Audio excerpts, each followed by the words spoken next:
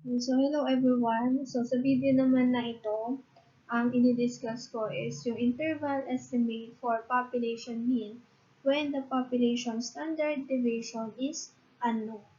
Okay? So, paano naman daw kapag hindi given yung ating population standard deviation? Anong gagawin?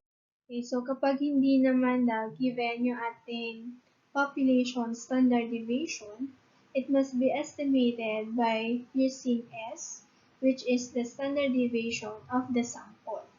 When S is used and the sample size is small, we use a different kind of distribution called the t-distribution. Okay, so when the t-distribution is used, remember the following. First, the sample must be simple random samples are taken from a normal distribution.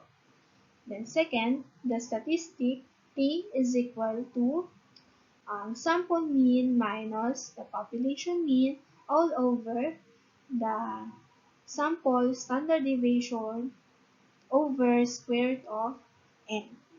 Okay? So, kapag hindi given yung ating population standard deviation, ang ginagamit natin na distribution ay yung t-table or yung t-distribution. So, unlike doon sa last video natin na kapag given yung population standard deviation, ang ginagamit ay yung z-value. So, dito naman ay yung t-distribution. Okay? Okay, so ito naman yung gagamitin natin na table. So ito yung t-distribution. So para makuha yung confidence coefficient. Okay? So ito yung kapalit ni z-value doon kapag given si population standard deviation. Okay? So yung first column niya, ito yung n o yung sample size natin. Then yung sa second column is the degrees of freedom. So, sa degrees of freedom, siya yung number of values that are free to vary after a sample statistic has been computed. So, the degrees of freedom is computed as follows. So, df is equal to n minus 1. So, para makuha yung ating degrees of freedom, nagma-minus 1 lang tayo dun sa ating sample size. Okay? So, for example, yung ating sample size is 15. So, yung ating degrees of freedom is 14. Okay? So, ganun lang. And then, dun sa table, so, meron diyang yung last 3 column. So, we have the 90% or 0.90 confidence level. Then, yung 95% or 0.95. Then, yung last is 0.99 or yung 99% confidence level. Okay, so, ito tayo kukuha ng values. Okay? Okay, so for example, okay, yung n natin or yung sample size is 20. So, meaning yung ating degrees of freedom is 19. Then, yung given na confidence level is 95%. So, meaning dito ka titingin sa column na to. Okay, so tingin ka lang doon sa ating degrees of freedom, which is the 19. Then, ano yung equivalent niya na values? Ang equivalent niya na values is 2.093. So, ito yung gagamitin naman natin na values to para malaman yung interval estimate. Okay? So, the formula for computing the confidence interval or yung interval estimate using the t-distribution is population mean is greater than 2 mean minus e but less than 2 mean plus e. So, same lang siya sa pag-express natin ng interval estimate kapag given yung ating population standard deviation. Ang nabago lang is yung pag-compute sa ating e o yung ating margin of error. Kasi kapag kukumputin natin yung margin of error na hindi given yung ating population mean, ang gagamitin natin is t o yung t value times s or yung sample standard deviation over square root of n. Okay, so ito lang yung nalaman. Okay, so here are the steps in computing the interval estimate of the population mean when the population standard deviation is unknown. Okay, so meron tayong 6 steps. Yan. to express the interval estimate.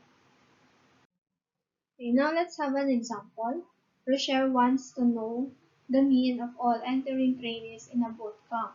The mean age of the random sample of 25 trainees is 18 years. Okay, so yung mean age natin is 18, then yung total number of trainees natin is 25. Then the standard deviation is 1.3. The sample comes from a normally distributed population. Use alpha is equal to 0.01 to find the following. Okay, so the point estimate, the margin of error, and the interval estimate of the population. Okay, so dito ang ginamit natin na alpha is 0.01, meaning yung confidence level niya is 99%. Okay? Okay, so solution. Step 1, describe the population parameter of interest. So the parameter of interest is the mean of the population where the sample comes from. Okay, so step 2, specify the confidence criteria, normally and test statistic. Okay, so the sample information consists of n is equal to 25 since we have 25 trainees. Then S is equal to 1.3. So the sample comes from a parent population that is normally distributed. The t-distribution is applied. Since ang given natin is sample standard deviation, ang gagamitin natin is yung t-distribution. Then step 3, select the level of confidence interval and note the critical values. Okay, so yung given is yung alpha natin ay equal to 0.01, meaning yung confidence level niya is 99%.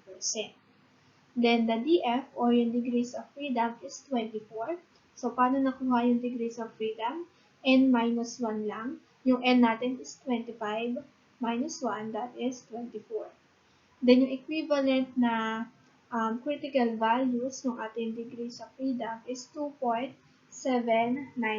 So check natin saan nakuha yung values na yan. Okay, so tingin lang tayo dun sa ating degrees of freedom na 24. So nandito si 24. Then nasan yung kanyang equivalent na critical values? Okay, so since 99% yan or 0.99, okay, so doon ka titingin sa last column na 0.99. Okay, nasaan tumapat si 24. That is 2.797. So ito ngayon yung ating critical values. Okay, or yung ating T. Okay. Then, next step, note the given values and find the point estimate. Okay, so yung point estimate natin is 18. Okay, so based dun sa ating problem, nakasulat naman yung ating mean or yung point estimate. Okay, so step 5, find the E or yung margin of error, then compute the interval estimate. Okay, so compute muna natin yung ating margin of error. Again, ang gagamitin natin formula is T times S over square root of N. Itong formula na to ginagamit lang kapag hindi given si population standard deviation. Okay, so yung given T natin kanina, yung nakuha natin sa table ay 2.797. Then yung given na standard deviation is 1.3. Then yung ating N, yung ating sample size is 25. Okay, compute this using your calculator. So ating margin of error ay 0.73. So, ang gagawin natin para makuha si interval estimate, yung i-add natin siya dun sa ating point estimate or yung ating mean, add and subtract para makuha yung lower and upper limit. Okay, so yung ating given na mean ay 18. Then, minus doon sa na-compute natin na margin of error, which is 0.73. Then, next is 18 plus 0.73. So, makuha natin is 17.27 tsaka 18.73.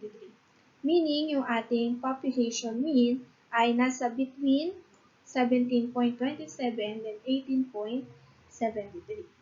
Okay, so describe the result. Okay, so the point estimate of the population mean is 18. Then yung ating margin of error is 0.73. Then last, we can say with 99% confidence that the interval between 17.27 and 18.73 contains the population mean age of trainees based on a sample size of 25. So, ibig sabihin, yung ating interval estimate ay nasa 17 to 19 yung age ng ating trainees. Okay?